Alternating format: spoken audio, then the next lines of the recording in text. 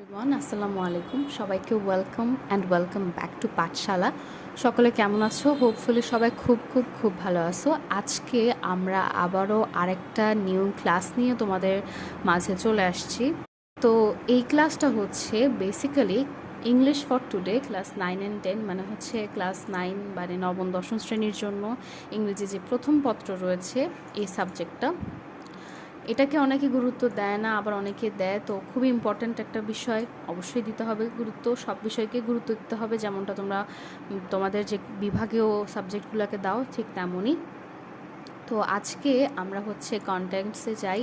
কন্টেন্টসে দেখতে পাচ্ছি যে আমাদের এখানে অনেকগুলো লেসন আছে, যার মধ্য থেকে আজকে আমরা ইউনিট 5টা পড়ব। ইউনিট 5-এর মধ্যে কি আছে তোমরা একটু ভালো করে দেখো। ইউনিট 5-এর মধ্যে আছে যে প্রবলেমস অ্যারাউন্ড আস, আমাদের আশেপাশের যে প্রবলেমগুলো সেই প্রবলেমগুলো সম্পর্কে বলা হচ্ছে।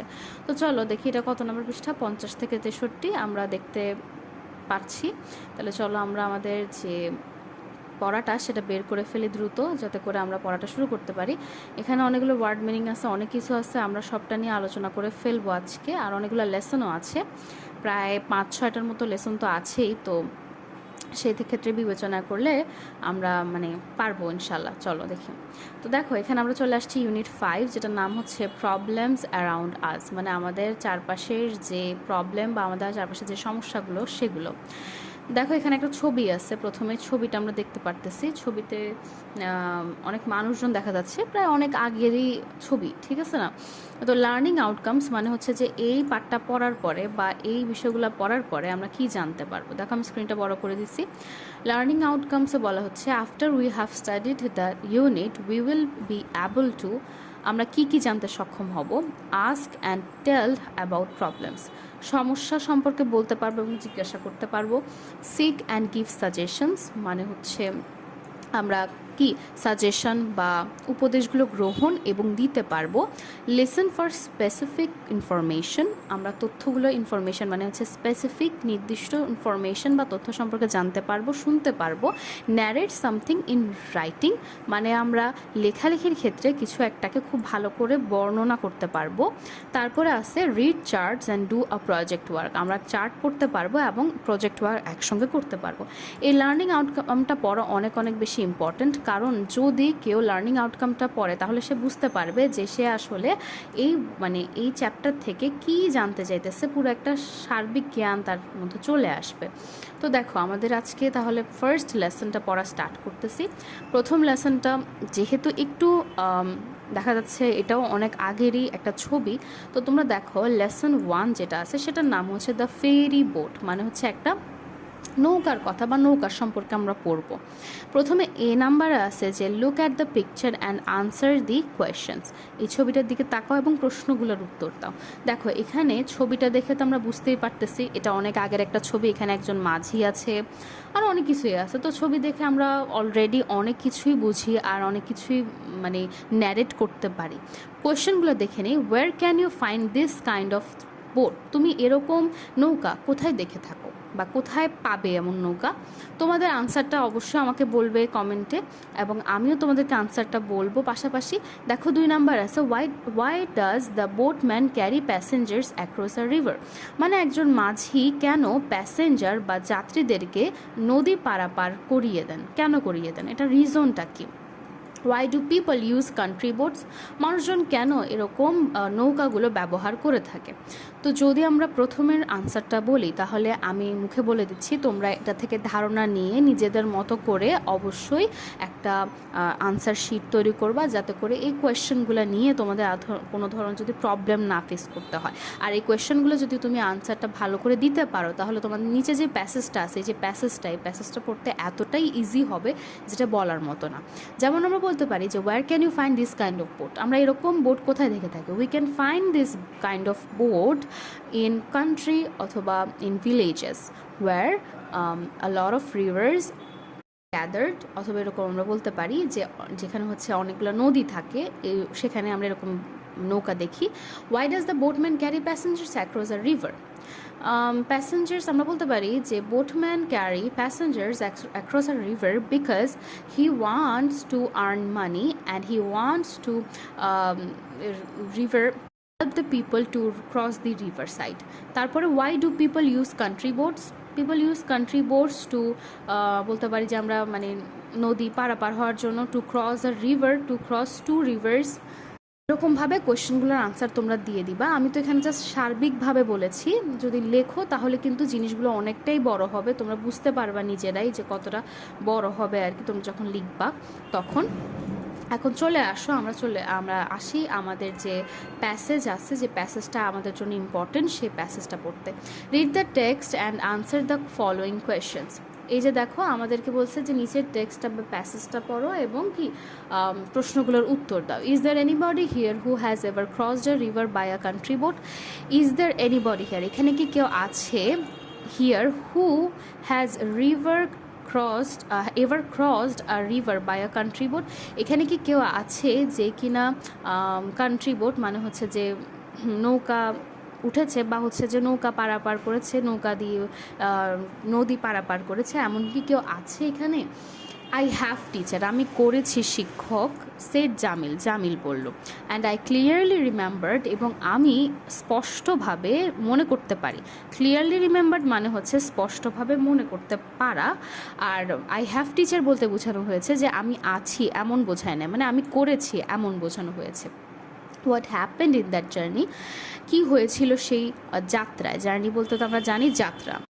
Would you please tell us what happened, তুমি কি আমাদেরকে, এখানে আমাকে না, দেখো আজ বলছে, তাহলে কি হবে, তুমি কি আমাদেরকে বলতে পারো কি হয়েছিল, কি হয়েছে না। এখানে দেখো হ্যাপেন বলে না, এখানে বলছে হ্যাপেন্ড, তাহলে হবে কি হয়েছিল। দ্য টিচার আস্কড, কী করলো, শিক্ষক জিজ্ঞাসা করলেন। এখন দেখো কেউ যদি কোনো কিছু জিজ্ঞাসা করে তখন আমরা কিভাবে আনসার দিব। ওকে টিচার, ঠিক আছে শিক্ষক। ইট হ্যাপেন্ড, এবার সে কী করতেছে, এখান থেকে তার গল্পটা বলাটা শুরু করতেছে। তাহলে চলো আমরা যেহেতু গল্পটা বলা শুরু করতেছে সেটা দেখি সে কী বলতে চাচ্ছে। এখানে লক্ষ্য করো ভালো করে, যে এখানে সেটা দেখো বলছে যে it happened when I was in class 6, এটা হয়েছিল বা এটা ঘটেছিল যখন আমি ষষ্ঠ শ্রেণীতে ছিলাম।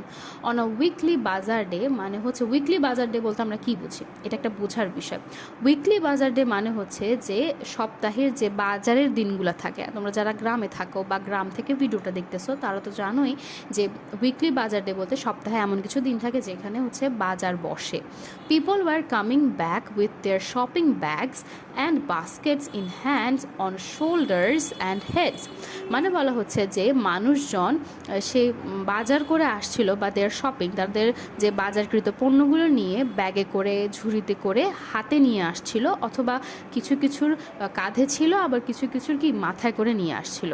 দে had to cross the river, তাদের মানে তারা কি করতে চাইছিল, তারা হচ্ছে they had to cross the river, তাদের হচ্ছে নদী পার হতে চাচ্ছিল। It was not a big river, সেটা কিন্তু বড় কোনো নদী ছিল না। There were a ferry boat plying on the river, দেখো প্লাইং মানে উপরে কিছু ভাসা বা উপরে কিছু থাকা, তাহলে এটার মানে দাঁড়াচ্ছে যে সেখানে একটা নৌকা ছিল, মানে বলতে পারি ফেরি বোট বলতে আমরা বুঝি হচ্ছে যে যেগুলো হচ্ছে নদী পারাপারের ক্ষেত্রে যেটা বিশেষভাবে ব্যবহৃত হয় যে নৌকাগুলো, সেগুলোকে বুঝি। তো এর অর্থ দাঁড়ায় যে সেখানে একটা নৌকা ছিল যেটা নদীর উপরেই ছিল আর কি, নদীর উপরে ভাসছিল এমন। The boat could cross it in 8 to 10 minutes, কয় মিনিটের মধ্যে, মানে হচ্ছে এই বোটটা সেই নদীটিকে পারাপার করতে পারবে 8 থেকে 10 মিনিটের মধ্যে সময় লাগবে। ইট ওয়াজ জাস্ট আফটার সানসেট, এটা হচ্ছে সানসেট অর্থাৎ সূর্য অস্তের ঠিক পরেই। The weather was getting bad, সেই আবহাওয়াটা কী হয়েছিল, অনেক বেশি খারাপ হয়ে গেল। The weather was getting bad. The wind started blowing from the northwest. Black clouds were moving fast in the sky. মানে হচ্ছে ওয়াইন্ড বলতে বোঝাচ্ছে বাতাস, তাহলে the wind started blowing from the north West, মানে উত্তর পশ্চিম দিক থেকে হচ্ছে বাতাস বইতে, ব্লোয়িং মানে বইতে শুরু করেছিল। Black clouds were moving fast in the sky, মানে হচ্ছে যে কালো মেঘে পুরা আকাশ আচ্ছন্ন হয়ে পড়েছিল। সবগুলো আমরা করেছিল এরকম বলছি কারণ এটা পাস্ট টেন্সে সংগঠিত একটা ঘটনা, যেটা আমাদেরকে জামিল বলতেছে যে তার ক্লাস 6-এ থাকতে তার সাথে কি ঘটেছিল। এরপরে দেখো এতটুকু তো শেষ, এবার আমরা আসি 52 নম্বর পেজে। Everybody was trying to get into the boat, মানে যেহেতু যে ওয়েদারটা অনেক খারাপ হয়ে গেছিলো এই জন্য সকলেই তাড়াহুড়া করে বোটে বা নৌকার মধ্যে উঠতেছিল আর কি, trying to get into the boat.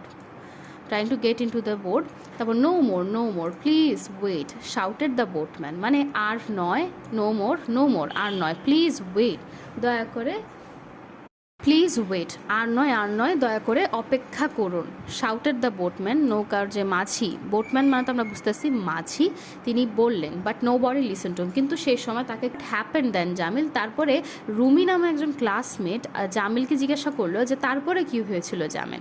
With too many people on board, দেখো এখানে কিন্তু বোট না বোর্ড, মানে এখানে বুঝাইতেছে যে অনেকগুলা মানুষ, যেহেতু the middle of the river, sank মানে কি ডুবে যাওয়া, ঠিক আছে। স্যাঙ্ক মানে আমরা যে সিঙ্ক থাকে কিচেনে, সে সিঙ্ক এর যে এক পাস্ট ফর্ম সেটা হচ্ছে স্যাঙ্ক, মানে হচ্ছে the boat sank in the middle of the river, মানে নদীর ঠিক মাঝখানে হচ্ছে সেই নৌকাটি ডুবে গিয়েছিল। রিপ্লাইড জামিল বলল, ও নো, আরে না, হোয়াট হ্যাপেন দেন, তারপর কি হয়েছিল আস্কড দ্য টিচার, তারপরে কি শিক্ষক জিজ্ঞাসা করলো। থ্যাংক গড, এরপরে জামিল উত্তরে কি বললো যে থ্যাংক গড, সৃষ্টিকর্তার কাছে ধন্যবাদ। দেয়ার ওয়ার নো ক্যাসুয়ালিটিস, দেখো এটার অর্থ আর এটার উচ্চারণ অনেকেই পারে না, এটা হচ্ছে ক্যাসুয়ালিটিস মানে হচ্ছে যে কোনো ক্ষয়ক্ষতি, মানে সেখানে কোনো ধরনের ক্ষয়ক্ষতি হয়নি। All the passengers warm to the other side, দেখো এই যে ওয়ার্ডগুলো তোমাকে বলতেছে, এই ওয়ার্ডগুলো কিন্তু পাস্ট ফর্মে আছে, কারণ আমরা ঘটনাটা যেহেতু পাস্ট ফর্মে পড়তেছি, তো প্রেজেন্টে লিখলে হবে না, এখানে সুইম লিখলে হবে না, সোয়ামটা হচ্ছে সুইমের একটা পাস্ট ফর্ম। তাহলে প্যাসেঞ্জার্স, অল দ্য প্যাসেঞ্জার্স, যাত্রীরা সাঁতার কেটে অপর পাশে, আদার সাইড, অপর দিকে চলে গেল। বাট সাম অফ দ্যাম, কিন্তু তাদের মধ্যে কয়েকজনের lost the stuff they were carrying, মানে হচ্ছে যে তারা যে শপিং করেছিল, শপিংয়ের মধ্য থেকে কিছু জিনিস তারা হচ্ছে কি করেছিল, নষ্ট হয়ে গিয়েছিল নদীর পানিতে পড়ে।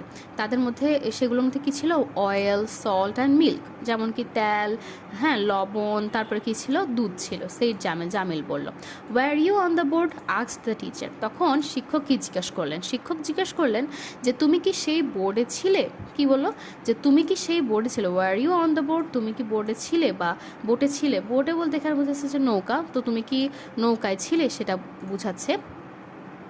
তাহলে কি হলো দেখো, আমরা একটু কালারটা চেঞ্জ করো, তাহলে একটু ইজিয়ার হবে আর কি।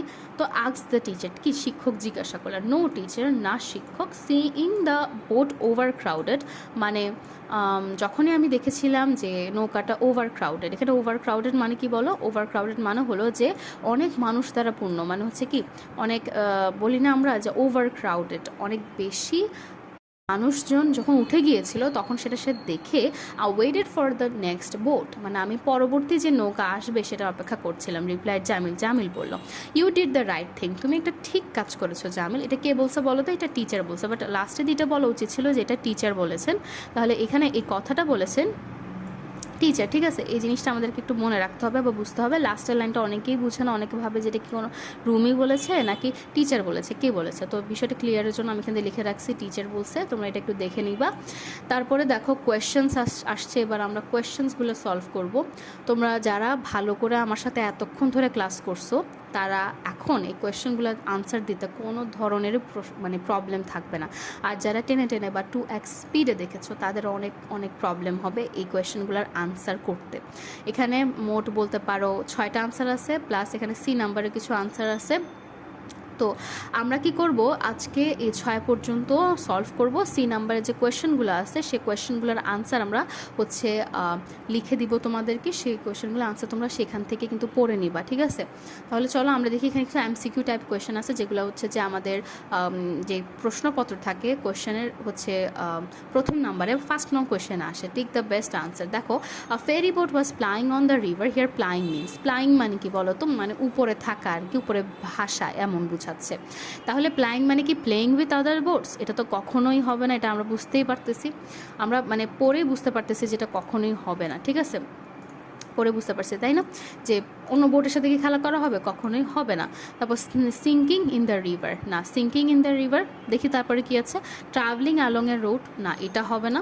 তারপর ওয়েটিং ফর প্যাসেঞ্জারের জন্য কি অপেক্ষা করছে, এটা অনেকের কাছে মনে হতে পারে যে হইতে পারে হবে, এরকম কি হবে, এটা অনেকের কাছে মনে হতে পারে।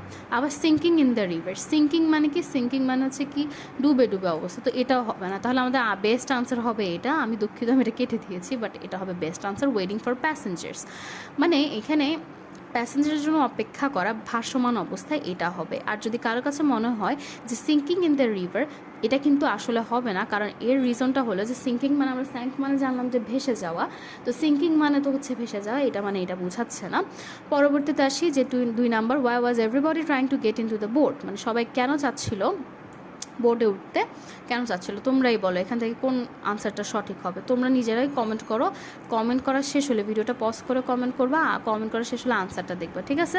তাহলে দেখো এখানের মধ্যে আনসারটা আমি বলে দিচ্ছি। আনসারটা হবে যে it was going to be dark and stormy evening. অবশ্যই তোমাদেরকে এমসিকিউ আনসার করতে হলে ইংলিশের যে ট্রান্সলেশনটা, বাংলা ট্রান্সলেশনটা খুব ভালো করে বুঝতে হবে। আর এই জিনিসগুলো আনসার করার জন্য তোমাকে প্যাসেজটা তো ভালো করে বুঝতেই হবে। আমার আগের যে এই যে ধরো আমরা 16 মিনিট যে ভিডিওটা করতেছি, আমি 14 মিনিট পর্যন্ত আমরা যে প্যাসেজটা পড়ছি, এটা অনেক অনেক হেল্পফুল হয়েছে, আই হোপ সো। আর যদি হেল্পফুল হয়ে থাকে অবশ্যই আমাকে কমেন্টে বলো, এক্ষুনি বলো যে তুমি কোথা থেকে ভিডিওটা দেখতেছো। Okay, the boatman requested the people to wait because, এখনও তোমরা আনসার দিয়ে দাও 3 লিখে, এরপরে তোমরা এখান থেকে ABCD আনসারটা লিখে ফেলো।